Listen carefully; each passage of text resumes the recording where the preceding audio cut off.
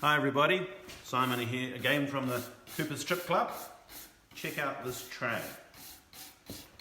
This is one seriously cool curry serving tray that jumped out yesterday while I was showing this lovely lady how to strip her kitchen.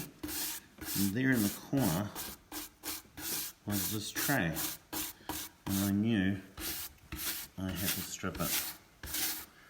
So thought we'd just start by showing you the centerpiece, and before I wipe that off we'll put on some more stripper to get this all going so we don't keep you waiting too long. So this is our stripper. There's not a lot of finish on this. Obviously over a few years of being used and wiped, a lot of the old finish that's on the surface has gone. But you've got all that stuff that's in the stamped section. And we'll put that on the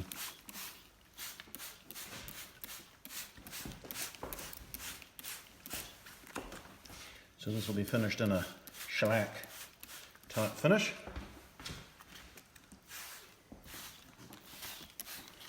Okay, so I've got my guide. You've probably seen this a few times.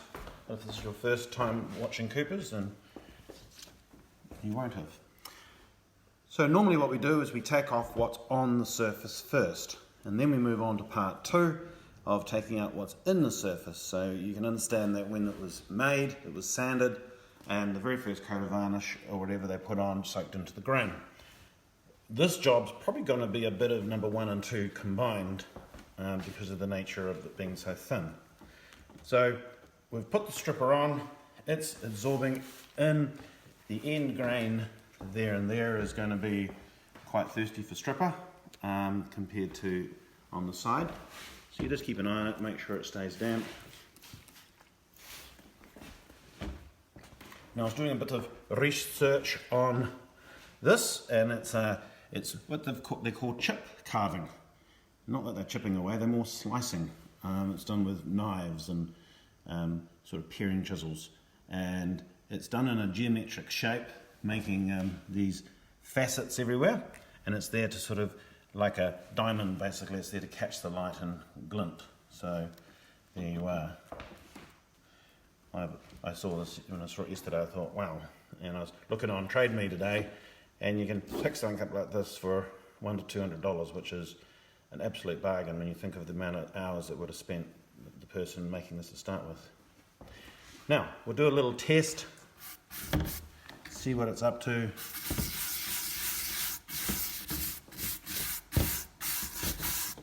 So this brush I'm using, we call it a detail brush. It's our copper one. We've got a brass and a copper. The copper's a softer material which doesn't hurt the timber. And this background here is, when they make it, they have like a stamp, and it hundreds, if not thousands of little dimples, which are all full of this shellac stuff. And you can see, probably get sort of rag, and I'll show you. This is just me pouring out. So we just want to mobilize all that stuff, all that shellac.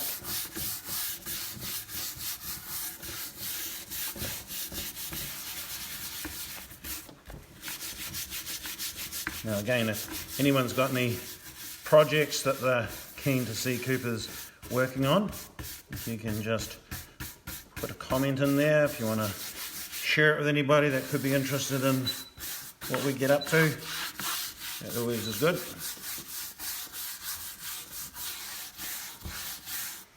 Basically, there's nothing that our products can't be used on to strip.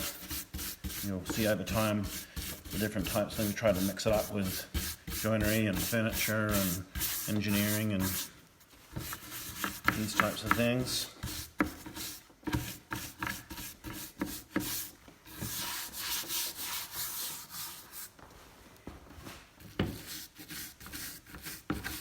So I'm zipping into the carving parts first, because it's quite likely we'll go back for a second round to see how much comes off on the first attempt. So we'll give this a proper wipe down now.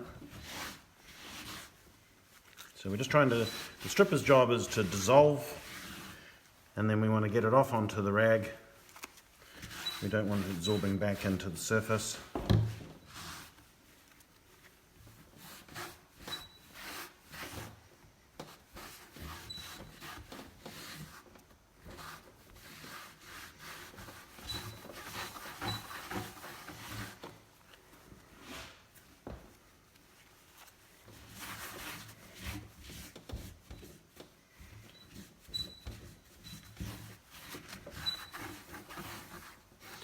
Now, before we carry on with that, I'll get my steel wool. You saw me put it on the front before, so we should be able to just scrub that straight off. This is a European steel wool, a very good steel wool. It's sharp and it doesn't crumble.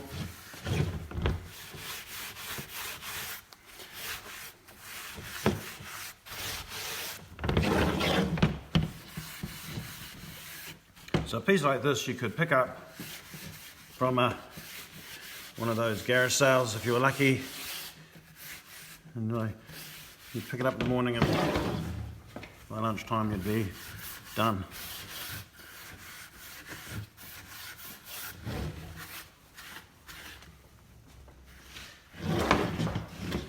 Now, what I want to do is flush it.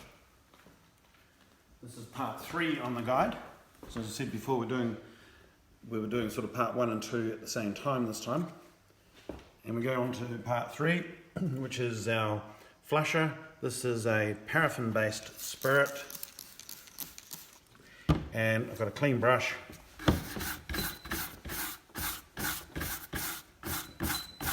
And the idea of the flusher is to rinse the surface clean. When you get onto like this grain here, you don't want to be going across it. So you keep going with the grain. So we spray scrub, spray, wipe.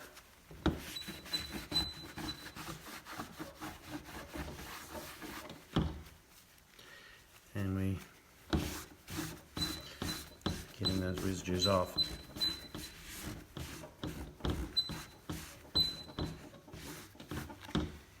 Now, I'm going to put a bit more stripper in there. I reckon there'll be more stuff, more shellac down in there.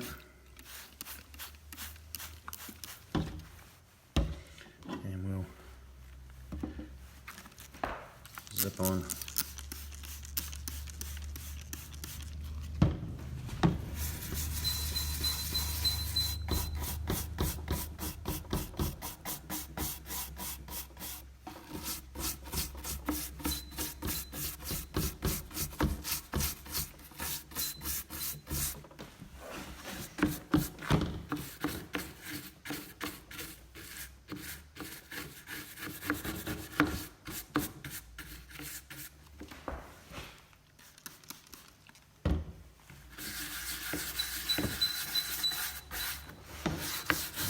Get ourselves a non-squeaking table, I think.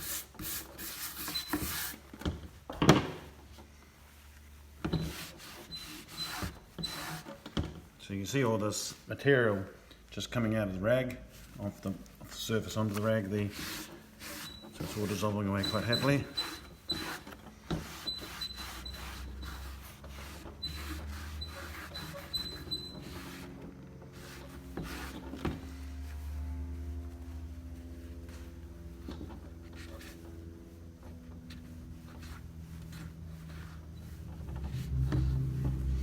So again, while I do this other end, I'll just put some more stripper on down there.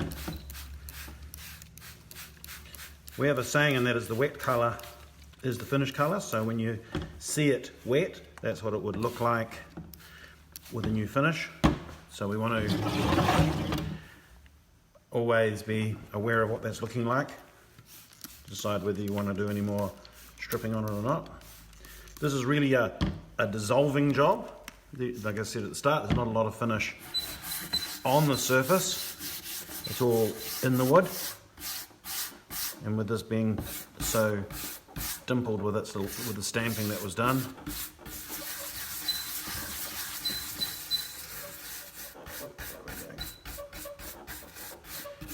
it would have just filled up with the old shellac.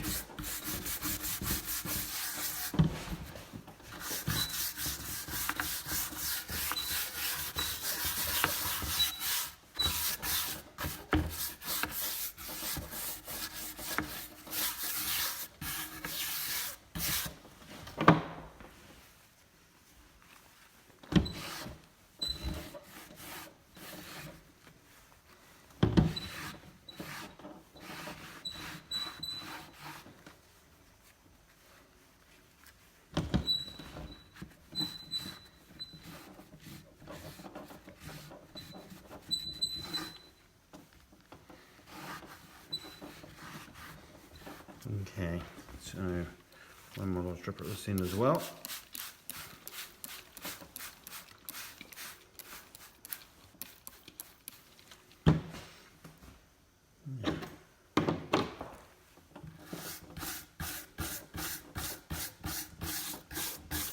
This is one of the things I liked about this piece when I first got it was yesterday was the sharpness of all the detail. It's really stood the time well. Just to have a few years beyond it.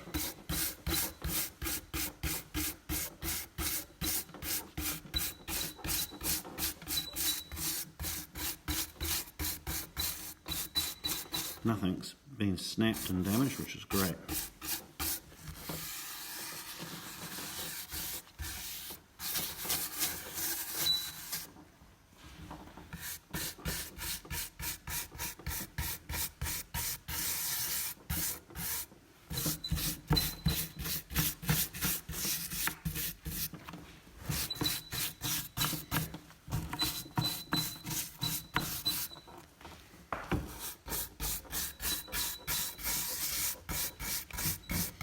These bristles are amazing. They're soft copper, and they just do not scratch like a wire brush would. And you can imagine trying to sand something like this wouldn't be impossible, but you'd just be there for a few days.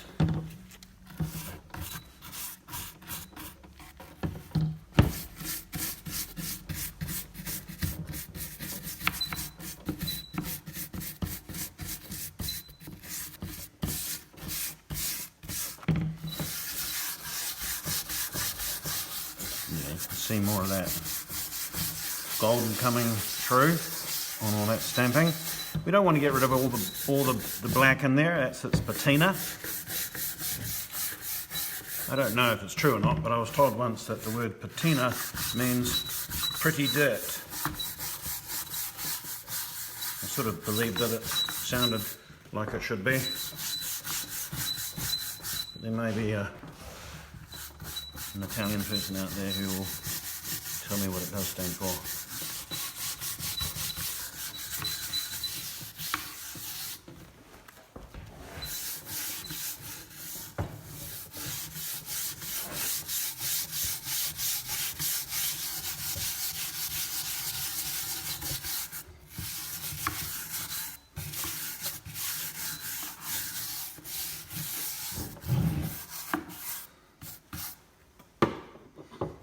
Okay, so I think that's all the stripping part I'll do.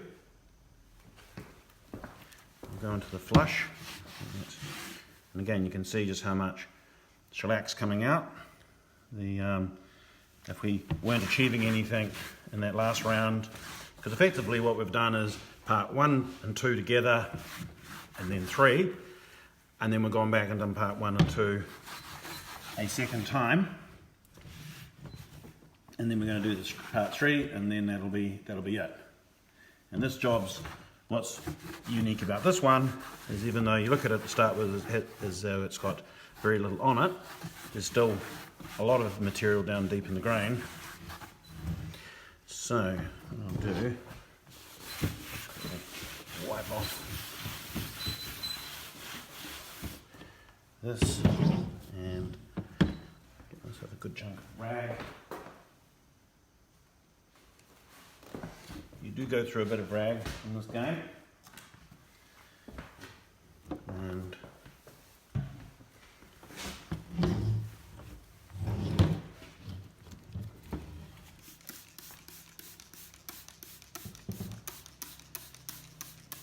so this is the flush once more.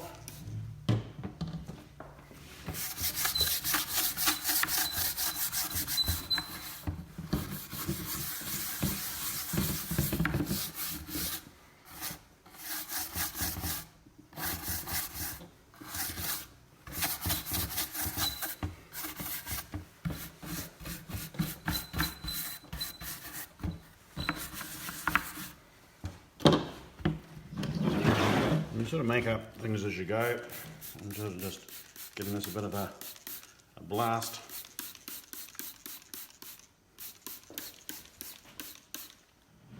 You can see a lot of goo coming out. And then we'll grab the rag.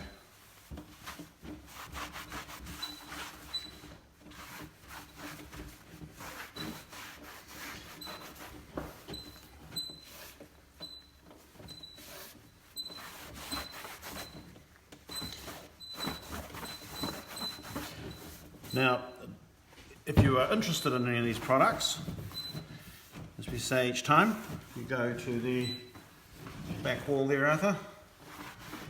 Go to coopersstripclub.com. Our products are all lurking in there in the shop, and we freight anywhere in the world, anywhere that DHL go, and that's all easy to get a hold of. So if you know someone anywhere around the world, that's all cool. You can get it to them lickety split. Now,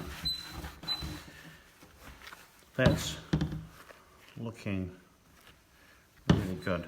If you had a compressed air, you can go into those little bits, or you can get something pointy around the rag and just feed it into those parts. But that just now be left to dry. Now, someone might say, oh, you didn't do that part. So, this is just the normal flushing here now. So, spray scrub, spray white,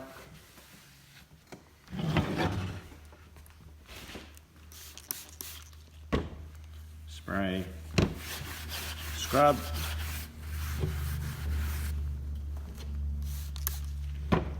spray white,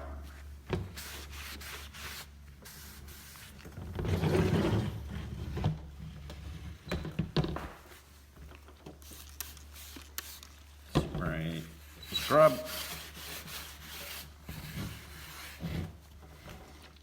spray white. You'll see that on the guide on number 3 down the left hand column it's got spray scrub, spray white. The idea is you're spraying on, wetting up the residues, you're giving them a scrub to detach them, mobilize them, then you're giving them a further scrub, and then you're wiping them off. And this flushing part is the part that means you're not going to be sanding, and so we just leave that. The reason we use a paraffin-based flush is because it gives us a little bit more drying time. Normally, if you use meths, it dries so quickly as you're working. It's going back into the wood, and it with the stripper and with the slower dry flush, you got way more time to mobilize everything and get it off the surface. So. I'll show you a finish in a moment. I'll get rid of these gloves. So just lift that up for you to have a little quick gander at. So normally we would now leave this for a few hours to dry. I might even come back to it tomorrow. There's a lot of surface here which is going to hold flusher while it's drying, and while that flusher is evaporating off. But just so you know what we're going to be doing with it, I'll just do a bit more dry there. This colour is really, really amazing.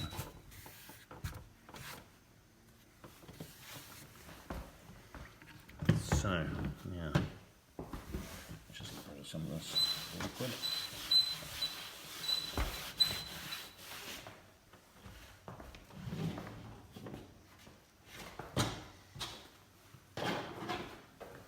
Okay, so you can finish this with anything you like.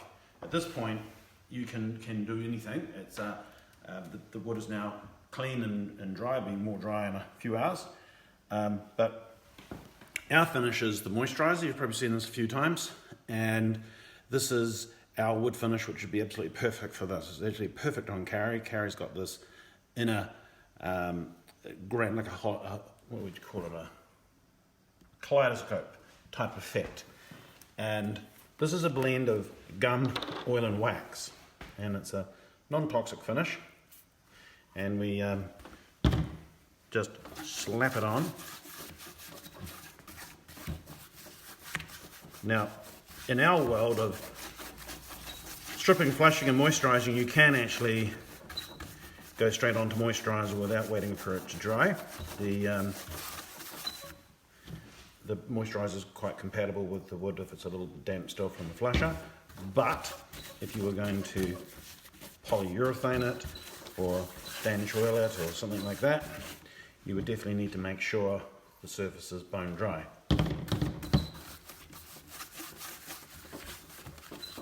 Moisturizer is great. It's unbelievably easy to put on. It doesn't matter if it's hot, if it's cold, dusty, whatever. It doesn't accentuate any of the blemishes in the wood.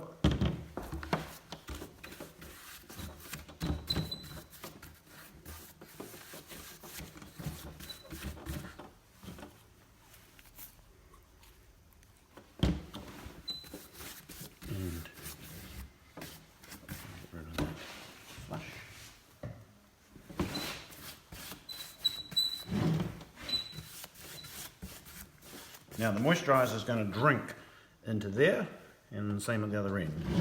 Those parts there are what we call end-grained. And it's the end of the tree basically, and the moisturizer will just absorb into there.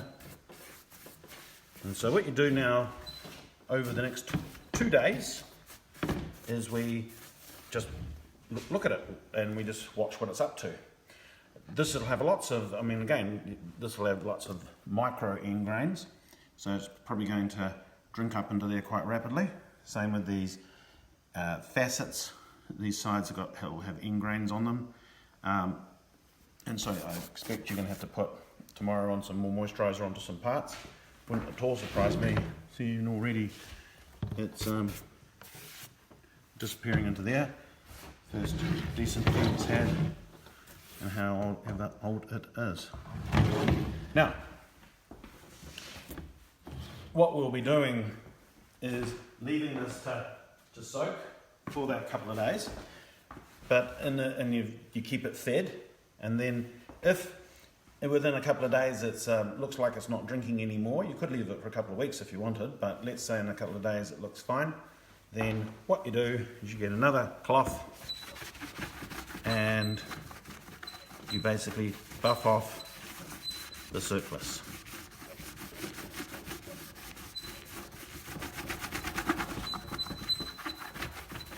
I'll just do this part here, and you can spend a bit of time getting into all those parts. Can you imagine the work, these bits here, these little flowery bits? This isn't just the normal sort of chip carving you see. There's been a lot of, the accuracy in this is pretty extreme. And the fact that none of these have snapped off over the years, it's been well looked after, well made. So we're going to leave it there. I'll be putting some more moisturiser back on straight after we're finished, and we're going to leave this for a couple of days, and there is how basically in under half an hour you can take something intricate like this and restore it. It's amazing. So we'll be back again tomorrow, same time, and we'll find some, I think we're going to be doing some joinery tomorrow. No, we're not. I'm making a mistake. We're going to be doing something else. I'm not allowed to tell you what we're doing. Anyway, cheers. Thanks for tuning in, and we'll be back tomorrow. Bye.